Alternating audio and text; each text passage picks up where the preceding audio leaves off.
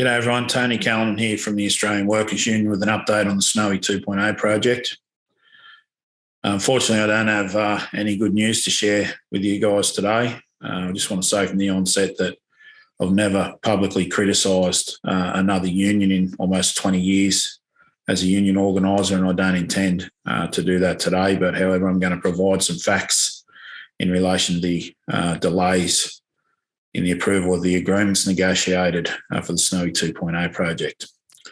One of the main questions I've been asked since I found out on late Wednesday afternoon that the AWU, led by Corey Wright as the branch secretary in New South Wales, have lodged an appeal to the Fair Work Commission's decision is that as the AWU tried to approach the AMWU in relation to this, and the answer to that is yes. I wrote to the AWU on the 6th of August, highlighting a number of concerns with them trying to get involved and prevent the agreements from being approved. My concerns range from the delay in full-time employment to lower wages and conditions. I highlighted concerns with rates of pay and everything else in that correspondence. You can view a copy of that correspondence if you via the link in the text message just below the link you click to watch this video. I didn't get a formal response to that. I did get a text message from Corey Wright, but didn't get a formal response to any of that. They proceeded their objection to the approval, and the Fair Work Commission didn't support the evidence put on by their legal team and approved the enterprise agreements. The next question that have been asked a lot is a number of questions in relation to the appeal process. So you have 21 days to appeal a decision of the Fair Work Commission, and the AMWU waited till day 20 to lodge their appeal. I'm not sure why they waited till day 20. It's a very simple process. It's a 2 or 3 page document filled out by one of their in-house lawyers or industrial advocates. The fact that they waited till day 20, I can only assume they want to delay the full-time employment of workers on the project as much as they can, because that's the end result. Everyone's stuck working for labour hire on casual employment contracts, getting paid lower rates of pay and conditions, whilst ever this matter is unresolved. The appeal process will be a full bench of judges. Three Fair Work Commissioners will review the decision to approve the agreements. A number of the questions around how long will that take, and unfortunately I can't give a clear and definitive time frame on that. We are going to ask the Commission to expedite the hearings and try and get it done as soon as we can. It could be as short as 3 or 4 weeks. It could be as long as 3 months. Just can't give you an answer on that, unfortunately, but we'll keep you up to date throughout the process with how it's going and hopefully get an answer as soon as we can.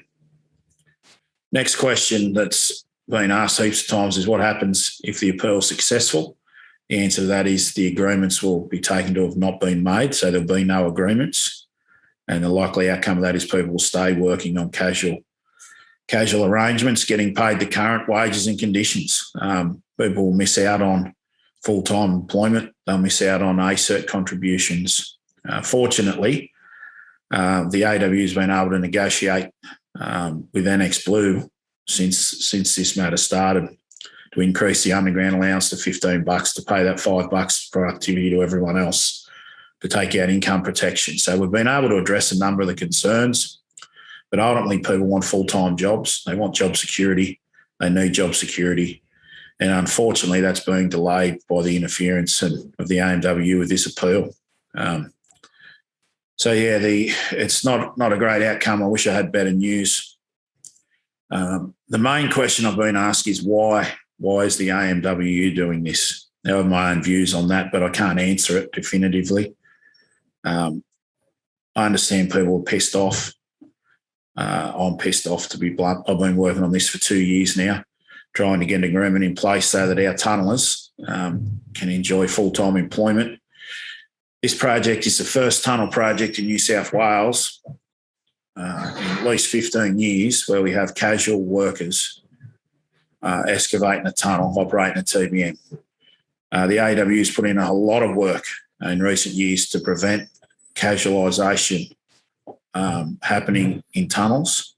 Unfortunately, on this project, we've now got a tunnel being excavated by a casual workforce again purely because this agreement's been delayed. I'm pissed off about that. I know people like full-time jobs. Casualisation is rampant across a range of industries, particularly construction.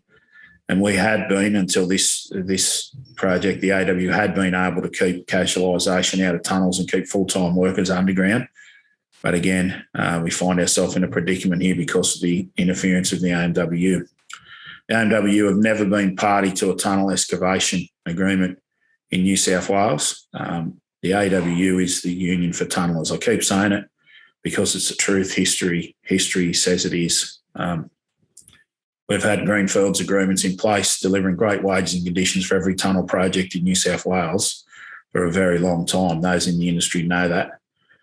For whatever reason, the AMWU wants to get involved here, and unfortunately, their actions are resulting in workers missing out on full-time jobs, being paid lower rates of pay and conditions. So that's my take on it. If you want to hear it directly from them, I suggest you Google the AMWU, the Australian Manufacturing Workers Union.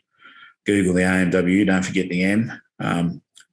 Talk to Corey Wright, ask them the question, why they oppose the agreements, why they're appealing the decision, why they think it's okay that workers are staying on casual employment contracts instead of getting full-time jobs on union negotiated wages and conditions.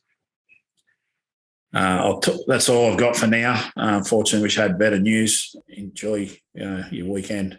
Stay safe. Look after each other, and I'll talk to you all soon. Cheers.